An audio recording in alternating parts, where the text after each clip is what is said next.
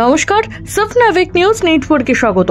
বাউল সম্রাট পূর্ণ দাসের জমি জবরদখল করার অভিযোগ উঠল জমি মাফিয়াদের বিরুদ্ধে। দীর্ঘ কয়েক বছর ধরে পরিত্যক্ত অবস্থায় পড়ে রয়েছে নরেন্দ্রপুর থানার অন্তর্গত রামচন্দ্রপুর এলাকায় পূর্ণ দাস বাউলের কয়েক বিঘা পুকুর। অভিযোগ, সেই পুকুর সংস্করণ করার উদ্যোগ নিলে তাদেরকে বাধা দেয় এলাকার কয়েকজন। বিষয়টি স্থানীয় মিরপাড়া স্পোর্টিং ক্লাবকে জানালে তারাও মোটা অঙ্কের টাকা দাবি করলে তা দিতে অস্বীকার করায় পরিবারের সদস্যদের হুমকি দিতে থাকে তারা, এমনটাই অভিযোগ উঠছে। এর পাশাপাশি পূর্ণ দাস বাউলের ছেলে দিব্যেন্দু দাস আরও অভিযোগ করেন তার জমি দখল করে গজিয়ে উঠেছে সংলগ্ন বসত বাড়িগুলি। আমার অভিযোগ হচ্ছে নরেন্দ্রপুরে এলাচি গ্রাম, এলাচি মিরপাড়ার পিছনে আমার একটি পুকুর ছিল প্রায় 40-45 বছর ধরে আমাদের। তো সেইটা আমি 30 বছর আর পরিষ্কার হয়নি। আমি এসেছিলাম সেটাকে সংস্কার করতে, পরিষ্কার করতে এবং সাইড দিয়ে যাতে কিছু গাছ বসানো যায়।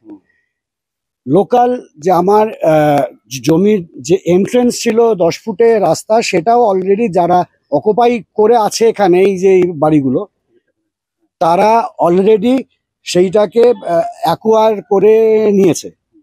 এবং আমার যেটা মেন এন্ট্রেন্স, আমার জমিতে যাওয়ার পার, আল যেটা বলে পার, সেই পাড়টাকে কেটে তারা তাদের বাথরুম বা এইসব বানিয়ে আটকে রেখেছে।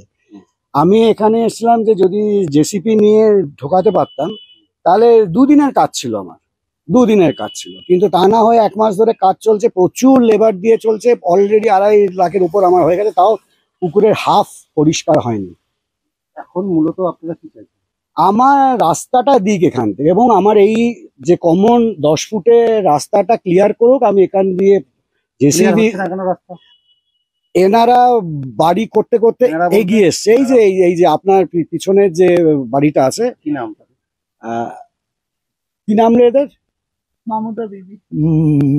মামুদা বিবি। ওনারা দখলদারির তাতে আমার অশেষ কাজ জমি নিয়েছে, আমার তাতে কোনো ইন্টারেস্ট নেই। কিন্তু আমার রাস্তাটা আটকেছে আর আমার মেন এন্ট্রেন্সটাকে আটকে দিয়েছে। আমার কথা আলোচনাতে আমার অসুবিধা নেই, কিন্তু এতদিন হলে হয়তো আমি এদের বাথরুমের জায়গাটা ছাড়তাম। এখন আর, কারণ যেই জায়গাতে পৌঁছে গেছে অকথ্য গালাগাল এখান থেকে। এই যে মামুদা বিবি, আমরা এখানে বসে থাকি, কাজ করাচ্ছি, অকথ্য ভাষায় গালাগাল। হ্যাঁ, ক্লাব বলছে আমরা ওসবের মধ্যে নেই। ক্লাবের কথা শুধু টাকা দিন। আর এই আজকে এসছিল কাজ অফ করুন, এই জাহাঙ্গীর, টিটু বলে একজন, আরেকজন লালটু বলে, কি বলছে তারা, যে আগে কাজ এখন হবে না, আগে পঞ্চায়েতে আলোচনা হবে, তারপরে এদের জন্য কিছু ছেড়ে, মানে এই আর কি, ওদের ভাষাটা হচ্ছে এদের জন্য কিছু ছেড়ে। একদিন তো চেয়েছিল 1 লাখ টাকার মতন। তারপর আমার কথা, ভাই আমি এখানেও, তুমি আমাকে, সবার তো একটা বাজেট থাকে, আমি বাজেটটা রেখেছিলাম যে পরিষ্কার হতো 20-25 হাজার টাকা, তার বাদ বাকিটা আমি ক্লাবকে দিতাম, অবশ্যই দিতাম, কেন দেবো না।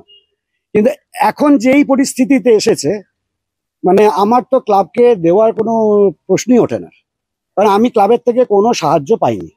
যাদের বিরুদ্ধে জমি দখলের অভিযোগ উঠছে, অর্থাৎ স্থানীয় বাসিন্দা মোশাররফ গাজীর স্ত্রী মামুদা বিবি কি জানাচ্ছেন, শুনবো। আমরা যেতে আপনি নেবেন, আমার হলে আমি নেবো, তুই মাপুন জায়গাটা মেপে নিয়ে। উনি বলছেন আমার 3 বার মাপা হয়ে গেছে। আমরা যে 3 বার মাপা হয়ে যায় তা আমরা কি জানতে পারবো না? একবারও 30 বছর বাস করছে এখানে, এই পর্যন্ত হয়ে আছে। উনি জোর করে ওরম করছে। আমি বলছি তো আপনার হলে আমি নিয়ে নেবো, না আমার কিছু নেই বলছি, তা উনি নিয়ে নেবে। আমি বলছি তো নিয়ে নেবে, আমি বলছি তো একটা বার, সেটাই বলছি। হ্যাঁ বলছি তো 100 বার বলছি। এখন দেখার পঞ্চায়েতের হস্তক্ষেপে আদৌ সমস্যার সমাধান হয় কিনা। মামনি রায়, সফনাভিক নিউজ, দক্ষিণ 24 পরগনা। সমস্ত খবরের আপডেট পেতে লাইক করে সাবস্ক্রাইব করুন সফনাভিক নিউজ।